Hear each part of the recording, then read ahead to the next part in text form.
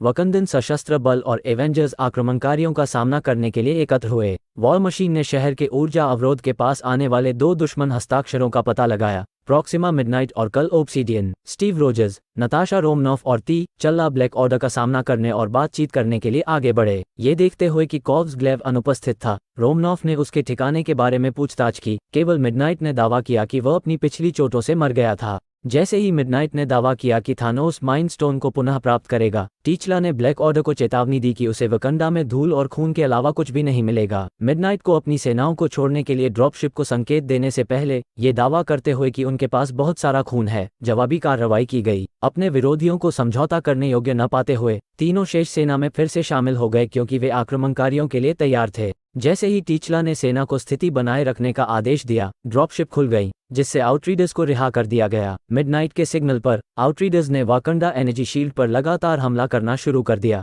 और अपनी सुरक्षा की परवाह किए बिना खुद को भस्म कर लिया, जिससे वाकंडन रक्षक बहुत भयभीत हो गए। बैरियर द्वारा बड़ी संख्या में आउटराइडर्स को मारने के बावजूद यह उन सभी को रोकने के लिए पर्याप्त शक्तिशाली नहीं था, क्योंकि कई आउटराइडर्स ने बैरियर के माध्यम से खुद को मजबूर करना शुरू कर दिया और सीधे रक्षकों पर हमला करना शुरू कर दिया। बॉर्डर जनजाति ने अपने ऊर्जा लबादों का उपयोग करके सेना की रक्षा की, जबकि रॉयल गार्ड्स ने ब्रूस बैनर और विंटर सोल्जर के साथ मिलकर अपने सोनिक स्पीयर्स का उपयोग करके आने वाले आउटराइडर्स पर गोलीबारी की। हवाई सहायता प्रदान करते हुए वॉर मशीन और फाल्कन ने ऊपर से बचे हुए आउटराइडर्स पर बमबारी की। हालांकि बैनर ने देखा कि सीधे आगे के हमले की सीमित सफलता के कारण आउटराइडर्स ने बैरियर का चक्कर लगाना शुरू कर दिया, इसके बजाय उन्हें घेर लिया। यदि आउटराइडर्स ने उनके पीछे की बाधा को तोड़ दिया तो उनके पास रक्षाहीन दृष्टि के लिए एक स्पष्ट रास्ता होगा। इसे रोकने के लिए टीचला ने बैरियर के एक हिस्से को खोलने का आदेश दिया ताकि दुश्मन विशन से ध्यान हटाकर सीधे उनकी ओर आ जाए। जैसा कि अपेक्षित था, आउटराइडर्स ने तुरंत सामूहिक रूप से उद्घाटन में प्रवेश करना शुरू कर दिया। टीचला के अंतिम युद्ध घोष के साथ एवेंजर्स और वकंदन सेना ने आउटरीडर्स से करीबी मुकाबले में मुकाबला करने का प्रयास किया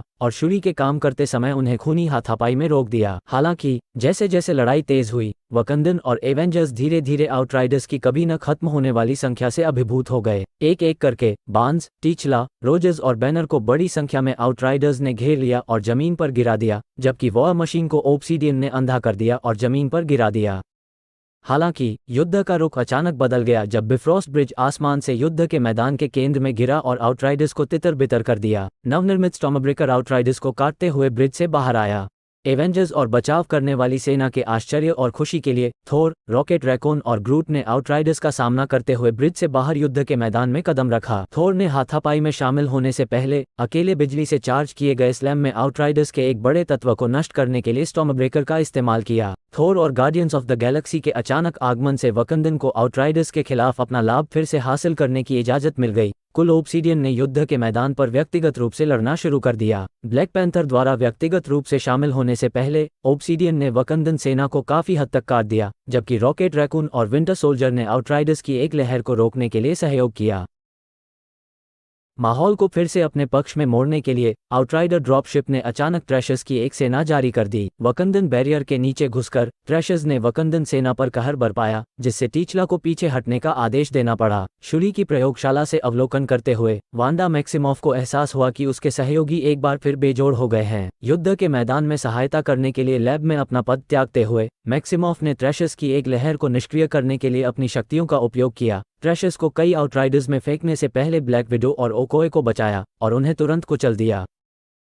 फाल्कन ने आउटराइडर द्वारा गिराए जाने से पहले एवेंजर्स को सूचित किया। बैनर और मैक्सिमॉफ विजन की सहायता के लिए आगे बढ़े, क्योंकि उन्हें स्टीव रोजर्स द्वारा आदेश दिया गया था। इसके तुरंत बाद मैक्सिमॉफ पर घात लगाकर हमला किया गया, लेकिन पास ही मौजूद ब्लैक विडो और ओकोए ने उसे बचा लिया। आगामी हाथापाई में मिडनाइट ने बढ़त हासिल करना शुरू कर दिया और ब्लैक विडो को लगभग मार डाला, लेकिन मैक्सिमॉफ की टेलीकिनेटिक शक्तियों ने उसे पकड़ लिया और पास से गुजर रहे ट्रैशर के रास्ते में फेंक दिया, जिससे मिडनाइट भयानक रूप से टुकड़े टुकड़े हो गए और उसकी मौत हो गई।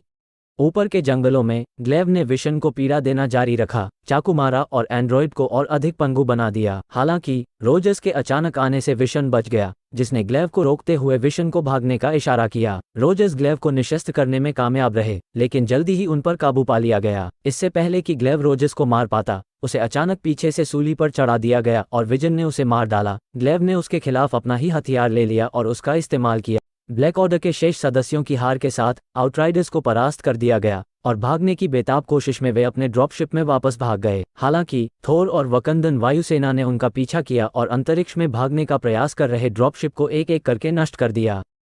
आउटराइडर्स के पूरी तरह से पराजित होने के बाद वांडा मैक्सिमॉफ विशन के स्थान पर पहुंचे और उन्हें सांत्वना दी। हालांकि उनकी राहत अल्पकालिक थी, क्योंकि विजन को अचानक माइंड स्टोन से तेज दर्द महसूस हुआ। थानोस खुद स्टोन के लिए आ रहा था। जैसे ही थानोस के आगमन का संकेत देते हुए अप्राकृतिक हवाएं चलने लगीं, स्टीव रोजर्स ने आने वाले खतरे को महसूस किया और अन्य एवेंजर्स को सहायता के लिए अपनी स्थिति में जुटने का आदेश दिया।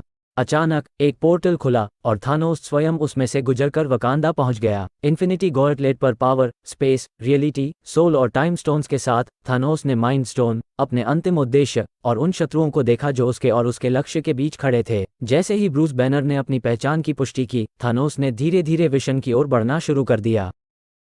रोजर्स ने थानोस को यथासंभव लंबे समय तक रोकने के लिए एवेंजर्स को एकजुट किया। बैनर ने थानोस पर तेजी से छलांग लगाते हुए पहला हमला किया, लेकिन उसने स्पेस स्टोन का उपयोग करके बैनर को लापरवाही से अंतरिक्ष से बाहर कर दिया। वो थानोस के माध्यम से असहाय होकर एक ठोस चट्टान की चट्टान में गिर गया, जहां वह कैद हो गया। जैसे ही थानोस ने पावर स्टोन से शॉकवेव के साथ रोजर्स को उड़ा दिया, ब्लैक पैंथर ने थानोस के गले की ओर छलांग लगा दी। हालांकि थानोस ने चाला को हवा में ही उसका गला पकड़ लिया और फिर बेरहमी से उसे जमीन पर मुक्का मारा, जिससे उसके सूट से एक गतिज झटका लगा। फाल्कन ने हवाई सहायता प्रदान करने का प्रयास किया, लेकिन स्पेस स्टोन द्वारा उसे अक्षम कर दिया गया और उसे जमींदोज कर दिया गया।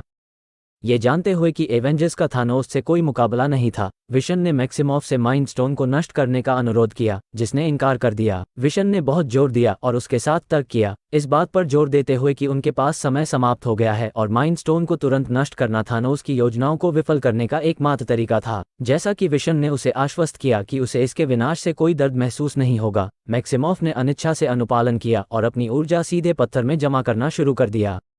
जैसे ही मैक्सिमॉफ ने स्टोन को नष्ट करने की प्रक्रिया शुरू की, थानोस ने एवेंजर्स को एक एक करके हराते हुए लगातार आगे बढ़ना जारी रखा। वॉर मशीन के शॉट्स को डिफ्लेक्ट करने के लिए स्पेस स्टोन का उपयोग करते हुए थानोस ने रोड्स के कवच को टेलीकिनेटिक रूप से कुचल दिया, जिससे वह एक तरफ गिर गया। विंटर सोल्जर मजबूत करने के लिए आया, उसने थानोस पर गोलीबारी की, जिसने उसे पावर स्टोन से उड़ा दिया। ब्लैक विडो और ओकोए बांस की जगह लेने के लिए चले गए। बाद वाले ने थानोस के सिर पर अपना विब्रानियम स्पीयर फेंक दिया। भाले को फोड़कर और पावर स्टोन के साथ ओकोए को अलग करते हुए थानोस ने ब्लैक विडो को चट्टान के पिंजरे में फंसाने के लिए रियलिटी स्टोन का इस्तेमाल किया। इससे पहले कि वो प्रतिक्रिया कर पाती, ग्रूट ने अपनी लताओं का उपयोग करके थानोस को नियंत्रित करने का प्रयास किया, जिसे थानोस ने केवल कंधे उचकाकर आसानी से तोड़ दिया। जैसे ही मैक्सिमॉफ ने स्टोन में ऊर्जा जमा करना जारी रखा, थानोस एक बार फिर रोजर्स से उलझ गया, जो करीबी मुकाबले में थानोस को कुछ देर के लिए रोकने में कामयाब रहे। इन्फिनिटी गॉर्टलेट को थोड़े समय के लिए रोकने में कामयाब होने के बावजूद रोजर्स को अंततः सिर पर सीधा मुक्का मारकर गिरा दिया गया, जिससे विजन का बचाव करने के लिए केवल मैक्सिमॉफ रह गई। हताशा में मैक्सिमॉफ ने थानोस को ऊर्जा की एक किरण के साथ वापस पकड़ लिया ताकि उसे आगे रोका जा सके,